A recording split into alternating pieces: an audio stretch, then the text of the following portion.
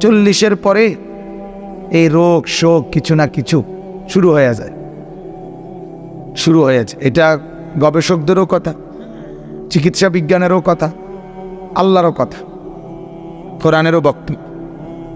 ওয়ালাম্মা বালাগা আশুদ্দাহু ওয়া বালাগা 40 সানা, আল্লাহ তাআলা বলেন যখন বয়স মজবুত হলো এবং 40 পূর্ণ হলো, ওয়া বালাগা 40 সানা, যখন 40 পূর্ণ হলো, পৌঁছে গেল, তখনই একজন ব্যক্তির উচিত তার সমস্ত কাজকর্ম পরিকল্পনা চলাফেরা আখিরাতমুখী করা। এটা আল্লাহর চাওয়া। কথাটা বুঝছেননি? যারই বয়স কত হইল 40, তারই উচিত এখন থেকেই তার চিন্তাধারা পরিকল্পনা আখিরাতমুখী করা। 15 থেকে 40 গবেষকদের কথা হলো জীবনের সূর্য, জিন্দিগির দুপুর, জিন্দিগির ঝলমলে সময় হলো 15 থেকে 40। এই 25 বছর, 25 বছর না, এই 25 বছর অনেক কিছু করা যায়, অনেক লাভ ফল দেওয়া যায়, অনেক দৌড় ঝাঁপ দেওয়া যায়। 24 ঘন্টার মধ্যে 22 ঘন্টাই মেহনত করা যায়। জিন্দিগির দুপুর এটা। সকালবেলাও মানুষ কাজ প্রস্তুতি নেয়, বিকালবেলাও মানুষ কাজ থেকে অবসর নেয়, তো দুপুরের টাইম, আলোকিত টাইমটাতে কাজ করে খুব। জীবনের সবচেয়ে গুরুত্বপূর্ণ সময় হলো এই 25 বছর, 15 থেকে 40। আর হাদিসের মধ্যে আছে আল্লাহ তাআলা প্রত্যেকটি মানুষকে পূর্ণ হায়াত যতদিন দিছে অতটুকু পূর্ণ হায়াতের ব্যাপারেও প্রশ্ন করবে হাসরের মাঠে। আবার এই যৌবনের এই মাঝের যে টাইমটা, এটার ব্যাপারেও প্রশ্ন আলাদা। 2টা প্রশ্ন। একটা হলো তোমারে মোট দিছি আমি 60 বছর, পুরা 60 বছরের হিসাব দাও। আরেকটা বলবে আল্লাহ আমি তোমাকে যৌবন দিছি 25 বছর, এটার হিসাব দাও, আলাদা দাও।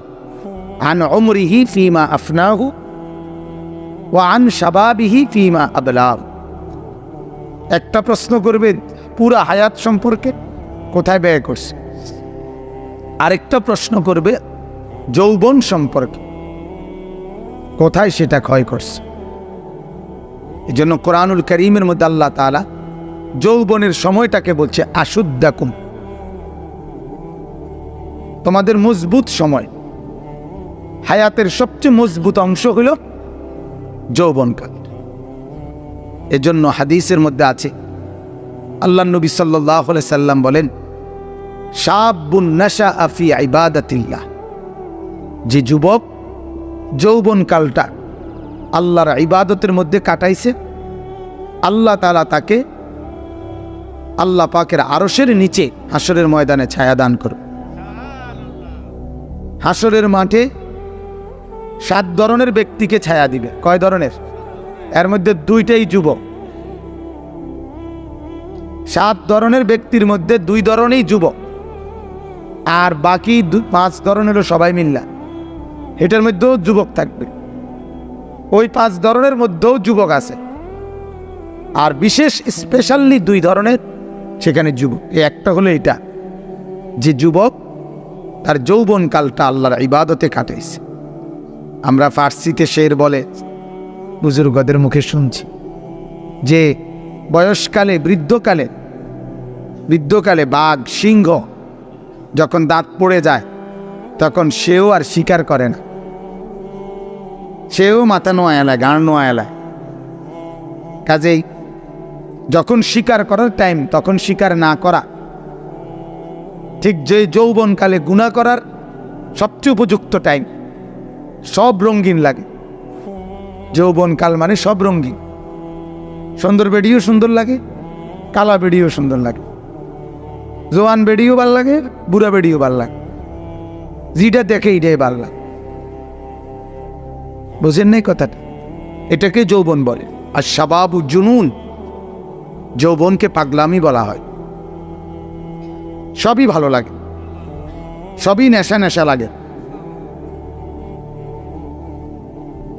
এই কারণে এই সময়টাকে আল্লাহর ইবাদতে কাটানো অনেক বড় মুজাহাদা, অনেক বড় মেহনত, আর এটা বড় দাম। আল্লাহ তাআলা এই বরকতে যৌবনের আল্লাহ তাআলা তার আরশের নিচে ছায়া দান করে। আরেকটা হলো যুবক, রজুলুন দাআতহু ইমরাআতুন যাতু মানসাবিন ওয়া জামালিন ফাকালা ইন্নী আখাফুল্লাহ। ওই যুবক, ওই পুরুষ যাকে এমন একজন নারী গুনার আমন্ত্রণ দিছে, প্রেম, ভালোবাসা, জিনা, বেবিচার এর প্রস্তাব দিছে, যে নারী যাতু মানসাবিন ওয়া জামালিন, বংশ অনেক বড় বংশ, সুন্দরও অনেক সুন্দর, সুন্দরী বংশিয়া কোন রমণী যাকে গুনার প্রস্তাব দিছে, সরাসরি মহিলাই রাজি অপকর্মের জন্য, মহিলাই প্রস্তাব দিছে, মহিলাই আগ বাইরা প্রেমের অফার দিছে, ভালোবাসার অফার দিছে।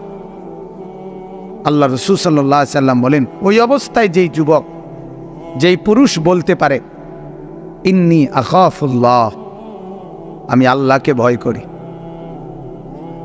আল্লাহ রাসূল সাল্লাল্লাহু আলাইহি সাল্লাম বলেন সেই যুবককে আল্লাহ তাআলা তার আরশের নিচে ছায়া দান করে। এটা অনেক বড় হিম্মত।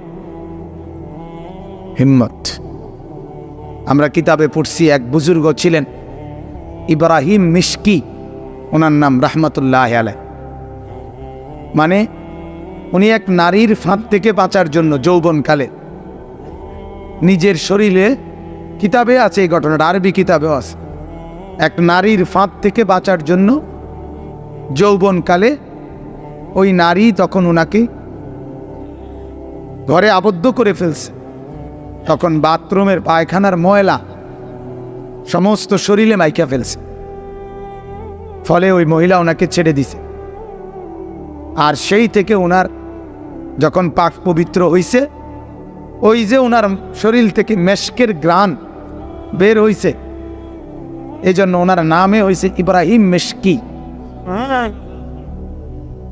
মেশকের গ্রানওয়ালা ইব্রাহিম।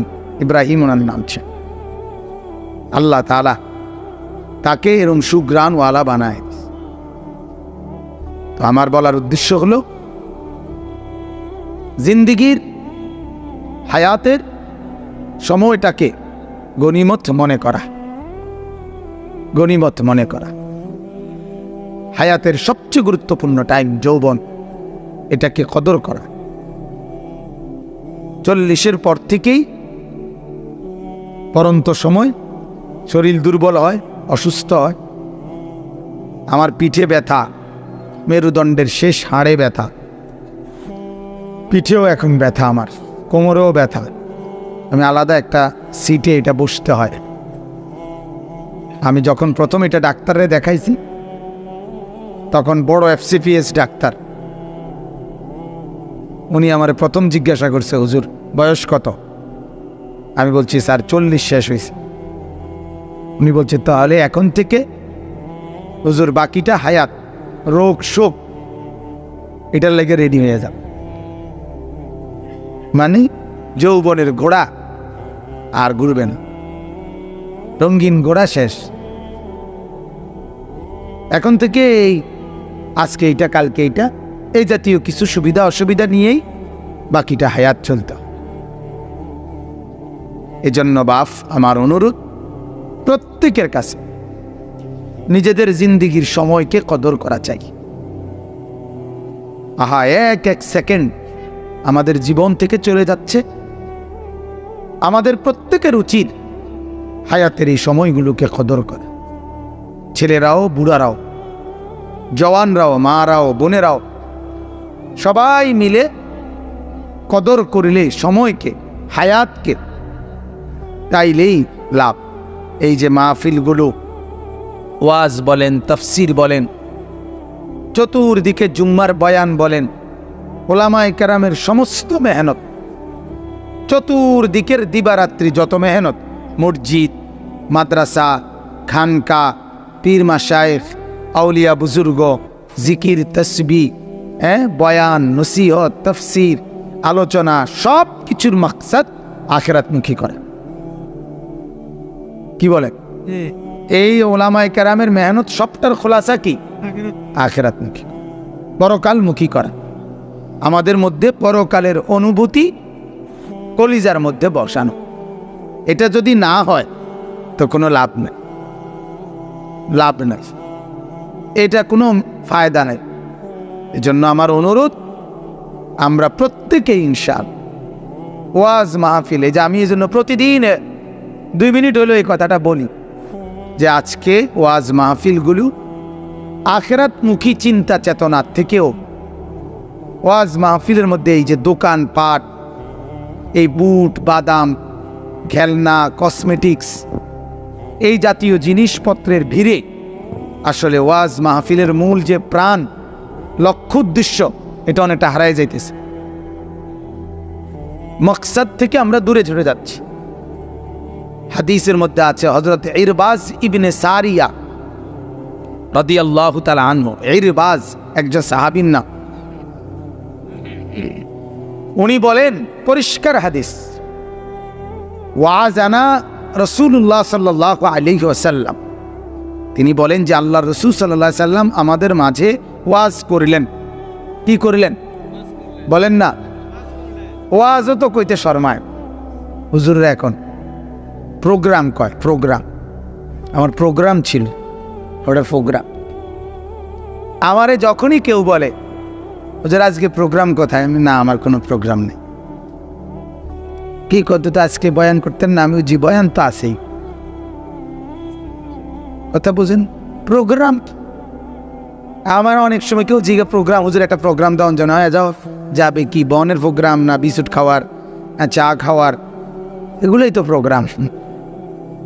মাহফিল বলতে এবার শর্মায়, ওয়াজ বলতে এটা মনে পুরান পুরান শব্দ, প্রোগ্রাম। বাপরে, প্রোগ্রাম করে এটা মতো ডেলি প্রোগ্রাম, আরে প্রোগ্রাম করে।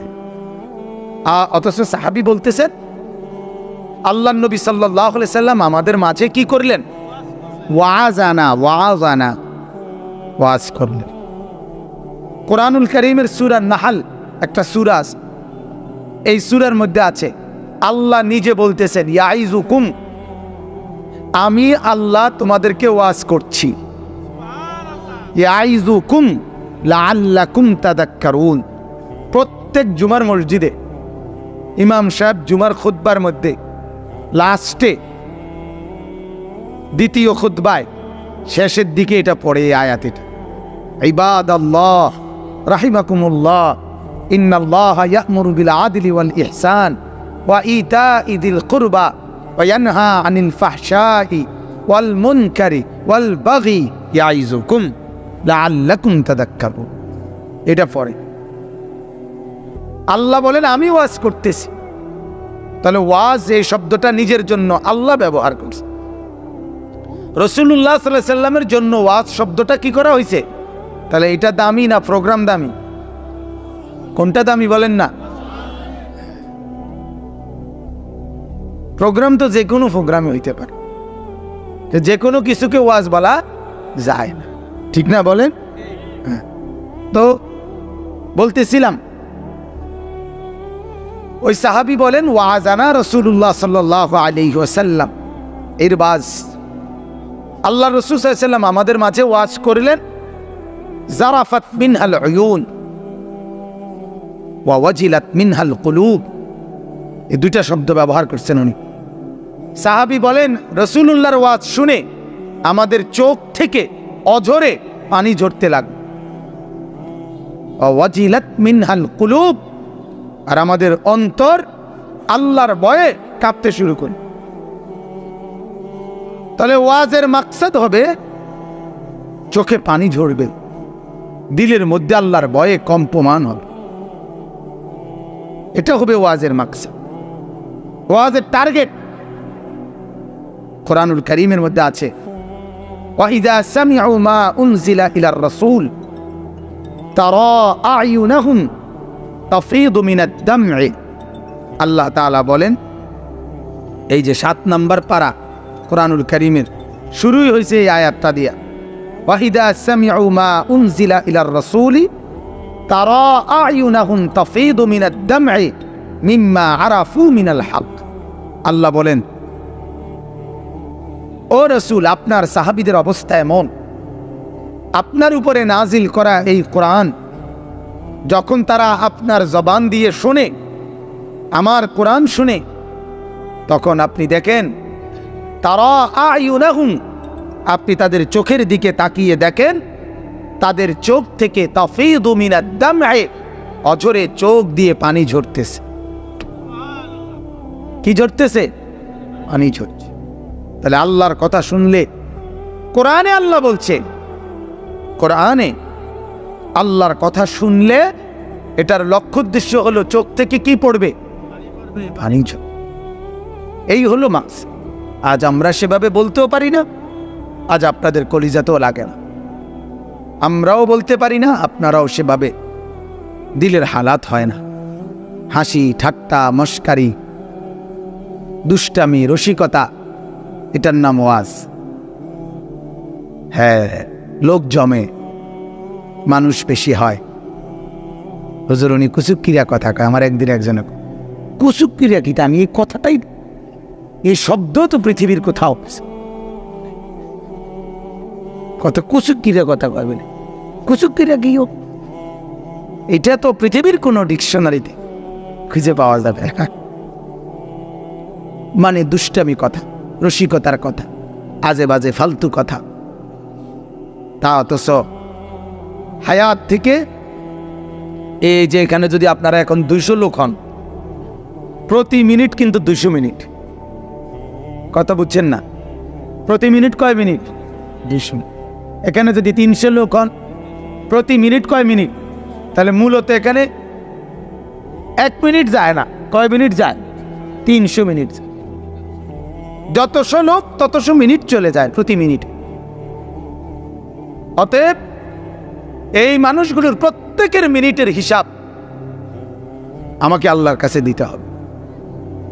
আমি এই 300 লোকের মিনিট আমার কাছে আমানত।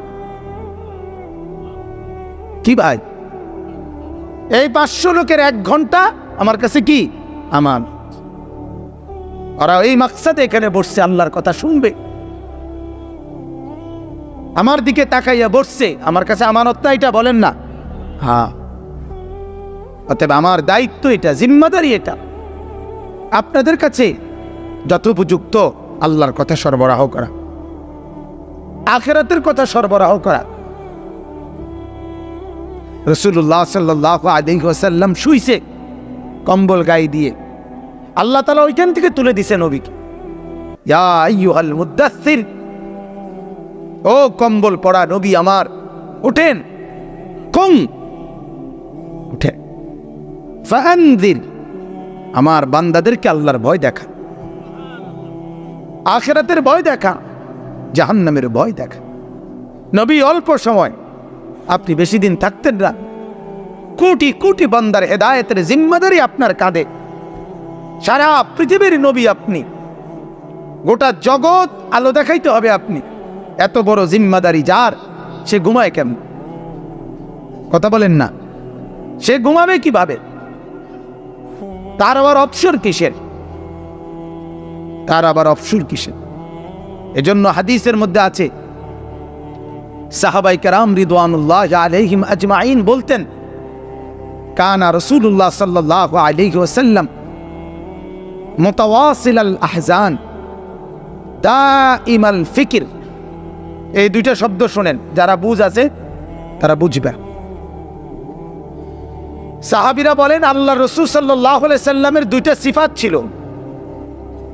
নবীজির চেহারা মোবারকের দিকে তাকাইলেই মনে হইতো দুইটা জিনিস। একটা হলো মুতাওয়াসিলাল আহজান, ধারাবাহিক চিন্তিত, দাইমাল ফিকির, সারাক্ষণ কি যেন ভাবতেছে, সারাক্ষণ কি যেন ভাবতেছে, সারাক্ষণ কি নিয়ে যেন চিন্তা করতেছে। চেহারা দেখলেই এটা মনে হইত। সাহাবীরা বলছে কখনোই আল্লাহ রসুলকে বেফিকির গাফেল কোনো কিছু চিন্তা করতেছে না এমন কোন সেকেন্ড নবীজি কাটাইতেন। সারাক্ষণই কাউরে আর কাকে বলবে, আর কিভাবে বলবে, আর কখন বলবে, কিভাবে ইসলামের দাওয়াত দিলে সুন্দর হবে, এই ফিকিরের মধ্যেই তার জিন্দেগিটা কাটে। দিবা রাত্রি এমনই ছিলেন, দাইমাল ফিকির মুতাওয়াসিলাল আহজান। হাসবেন কিভাবে তিনি, রসিকতা করবেন কখন তিনি, ফুর্তি করবেন কখন তিনি। হাদিসের মধ্যে আছে আল্লাহর নবী সাল্লাল্লাহু আলাইহি সাল্লামকে জিজ্ঞেস করছে, ইয়া রাসূলুল্লাহ আপনার চেহারা এরকম বিমর্ষ কেন? আল্লাহর নবী সাল্লাল্লাহু আলাইহি সাল্লাম বলছে কাইফা আনউমু ওয়া সাহিবুস সূরি কাদ ইলতাকামাহু। নবী বলেন, সাহাবীরা শোনো, কাইফা আনউমু এটার অর্থ হলো আমি কিভাবে আনন্দ করি, আমি ফুর্তি কেমনে করি, অথচ আমার এই নিজ চোখে আমি ইসরাফিলকে সিংহা মুখে দাঁড়িয়ে থাকতে দেখছি। সাহিবুস সূর, সূর মানে হলো যে সিংহা ফু দিবে, সাহিব মানে সিংহাওয়ালা। কাদ ইলতাকামাহু কামড়াইয়া মুখ দিয়ে কামড় দিয়ে ধরে রাখছে। ওয়া হানা জাবহাতাহু কপাল নিচের দিকে নামায় দিছে, কোনো দিকে নজর নাই। আসগা সামআহু কান খাড়া করে রাখছে, পুরা ফিকির এক ধ্যানে আছে কখন আল্লাহ বল। নজর চোখের নিচের দিকে, কান খাড়া আল্লাহর কিসের দিকে, অর্ডারের দিকে, আর মুখে সিংহা। যেদিন থেকে বানাইছে সেদিন থেকে আজও, এখন থেকে কিয়ামত পর্যন্ত। আল্লাহ রাসূল সাল্লাল্লাহু আলাইহি সাল্লাম বলেন ইয়ান্তাজিরু সে অপেক্ষা করছে, মাতা ইউমারু বিন নাফখে কখন তাকে ফু দিতে বলা হবে। এরকম প্রস্তুত অ্যাটেনশন ইসরাফিল। সেই অবস্থায় আমি ফুর্তি করি কি? আমি বিড়ি খাইতেছি, এই অবস্থায় যদি ফু দিয়া লাই, কত বলেন না? আমি গালি দিচ্ছি, এই অবস্থায় যদি ফু দিয়া লাই, আমি অপকর্মের মধ্যে আছি, এই অবস্থায় যদি ফু দিয়ে দেয়। আমার শায়েখ আরিফ বিল্লাহ আল্লামা মুফতি মুশতাকুর নবী সাহেব হযরত বলেন, যেই বাসগুলো, রাস্তার বড় বড় বাসগুলো, এগুলো সম্পূর্ণ হাওয়ার উপরেই তো চলে, মেশিনই তো এটা। এই অবস্থায় পুরাটা গাড়ি রঙিন টেলিভিশন এটার ভেতরে নাচতেছে, আর এই মানুষগুলো এটার দিকে তাকায় রয়েছে। আহা বদনসিব, যদি এই মুহূর্তে গাড়িটা অ্যাক্সিডেন্ট হয় তাহলে কি অবস্থায় হলো? এই মানুষগুলো কি অবস্থায় হলো? আল্লাহর নাফরমানি করা অবস্থায় মৃত্যু আসে। এক সেকেন্ডে, এক মিনিটে হিসাব বদলে যায়। আমি সেদিন ব্রাহ্মণবাড়িয়া থেকে গত সপ্তাহের আগের সপ্তাহে রাত্রে বয়ান শেষে ফিরে আসতেছিলাম আমার এই গাড়িতে। ওই যে মাধবপুর মিরপুর ওইখানে কাছাকাছি একটা ট্রাক আমরা দেখছি, সামনে পাশে পুলিশের গাড়ি ছিল, হাইওয়ে পুলিশের গাড়ি দাঁড় করানো। এই ট্রাক আমরা কাছে আসতে আসতে ট্রাকটা সাইডে দিয়ে গেছে গা। আমার ড্রাইভারও সজাগ, আমিও সজাগ, আমরা পিছনের আমার ভাই তারাও সজাগ, আমরা সবাই সজাগ, কথা বলতেছি। এই অবস্থায় সামনে আরেকটা ট্রাক দাঁড়ানো ছিল, যে এটা আমরা দেখছি না। একেবারে হার্ড ব্রেক করতে গিয়ে বাম দিকে চাপ দিছে গাড়ি, আমার গাড়ি। পরে ব্রিকফিল্ড ছিল এখানে, এটা আদলার স্ট্রাইক করা, এটার ভিতরে গাড়ি ঢুকে গেছে, একবারে কাজ হয়ে গেছে। মানে আর এক সুতা, 1 ইঞ্চি কাজ বেশি হইলে আমরা ডিগ উল্টে যাই, আমি সহ। পরে ডান পাশের ড্রাইভারের দিকের যে দরজা, এই দরজা থেকে নিয়ে একবারে হেডলাইট যেই ওই পর্যন্ত পুরাটা বসকায় গেছে, এটা পুরাটা খুল্লা বদলাইতে হয়েছে। 5 দিন গাড়ি গ্যারেজে ছিল, মালিকের ইচ্ছা। কিন্তু আমরা 5 জন ছিলাম গাড়ি পিছনে, পুরা 3 জন, আমি সামনে আমি ড্রাইভার, 5 জনের একার একটা আঙ্গুলের মধ্যে নখের মধ্যে ব্যথা পেয়েছে। আলহামদুলিল্লাহ। কি হয়েছে? গাড়ি নষ্ট হয়েছে, কি হয়েছে? এত কোনো বিষয়ই না। আমার বুঝাইতে চাইলাম জিন্দিগি এমনই, এক এক মিনিটে জিন্দিগির হিসাব কিতাব কি হয়ে যায়, পরিবর্তন। মুহূর্তের হাসি কান্নায় পরিণত হয়, ঠিক না? আল্লাহ রাসূল সাল্লাল্লাহু আলাইহি ওয়াসাল্লাম এই জন্য বলছে, আমি গাফিল হব কেমনে, আমি ফুর্তি করব কেমনে? ইসরাফিল তো রেডি। ইকতারাবা লিন-নাসি হিসাবুহুম, আল্লাহ বলেন, আরে বান্দা, হিসাবের সময় ইকতারাবা, একদম কাছাকাছি। আহুম ফি গাফলাতিন মুরিদুন, এখনো কেন গাফলতের মধ্যে আমার থেকে বিমুখ হয়ে আছো? সেজদা করবে কখন বান্দা? আমাকে ডাকবে কখন? রাসূলুল্লাহ সাল্লাল্লাহু আলাইহি ওয়াসাল্লাম যখন আসছেন পৃথিবীতে, তিনি তখন বলে গেছে, বুইস্তু আনা ওয়াস-সাআতু কাহাতাইন। আল্লাহর নবী বলছে 1450 বছর আগে যে আমি এবং কিয়ামত পাশাপাশি, এই 2 আঙ্গুল যেমন এমন, আর এতটা কাছাকাছি। আপনি যদি বলেন যে কো হয় না, তো আজ 1450 বছর গেছে গা, কিন্তু প্রশ্ন হলো কিয়ামত মনে করেন সবসময় আমি যেটা বলি, আরো যদি 1400 কোটি বছর পরেও হয়, আপনার লাভ কি? আপনি মরলে তো আপনি শেষ, কথা বোঝেন নাই? আপনি এখন মরলে এরপরে পৃথিবীতে যদি আরো 50 কোটি মানুষও ভাত তরকারি খায়, আপনার লাভ কি? আপনার তো লাভ নাই। তো কাজে আপনি কিয়ামত কোন দিন হইব আর দেরি হয় কা, এটা আপনি চিন্তা করে লাভ কি? আপনি তো চিন্তা করবেন আমার মৃত্যু আরো 500 বছর পরে হইব কিনা, আগে এটা খবর লন, তাইলে আপনি একটু আরাম করেন, ঠিকই না? বলেন না কেন? আপনার হায়াত যদি মনে করেন আর যতটুকু সময় লাগে, ইয়া রাসূলুল্লাহ, আমার মনে হয় মৃত্যু তার চাইতেও কাছে, 2 রাকাত নামাজ শেষ করতে পারবো কিনা, আমার এটা মনে হয় না। আল্লাহ নবী সাল্লাল্লাহু আলাইহি সাল্লাম বলেন, আহা আফসুস আলী, বড় আফসুস, মৃত্যুকে তো তুমি অনেক দূর মনে করো, অনেক লম্বা মনে করতেছ, 2 রাকাত নামাজ পড়বা তবুও মৃত্যু হবে না, এত দূর মনে করে ফেলছ। আল্লাহ রাসূল সাল্লাল্লাহু আলাইহি সাল্লাম বলেন, বরং ডান দিকে সালাম ফিরাবার সময়, বাম দিকে যখন সালাম ফিরাবা, মৃত্যু তোমার ডান পাশের সালাম থেকে বাম পাশে ফেরত দেওয়ার সুযোগও দিবে না, মৃত্যু তার চাইতে কাছে, তারও নিকটে, তারও নিকটে।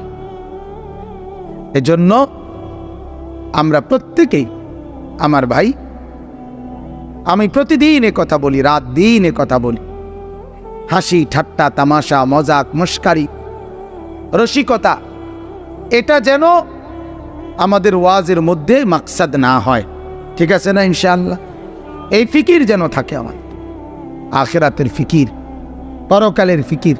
পৃথিবীর সব জায়গায় তো তামসা চলতে আছে, অটোর ড্রাইভার পর্যন্ত গান চালায়, তামসার বাকি রইল কি?